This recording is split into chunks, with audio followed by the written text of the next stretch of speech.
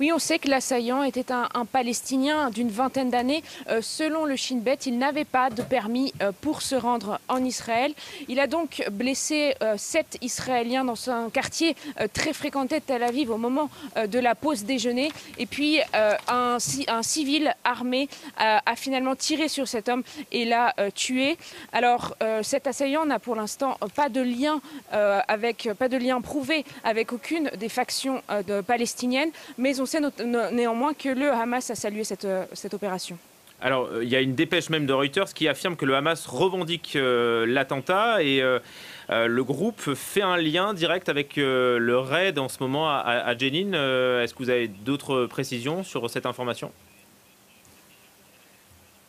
Oui, alors les liens entre le Hamas et cet assaillant ne sont pas encore très clairs. Ce qu'on a lu dans le dernier communiqué, c'était que le Hamas saluait cette attaque, mais ne la revendiquait pas forcément. Ce que l'on sait, c'est qu'ils ont établi en tout cas un lien de causalité avec ce raid de l'armée israélienne à Jenin qui est toujours en cours, disant que c'est la première réaction palestinienne suite à ce raid. À Jenin, donc cette opération est toujours en cours, même si les combats sont de moindre intensité par rapport à hier.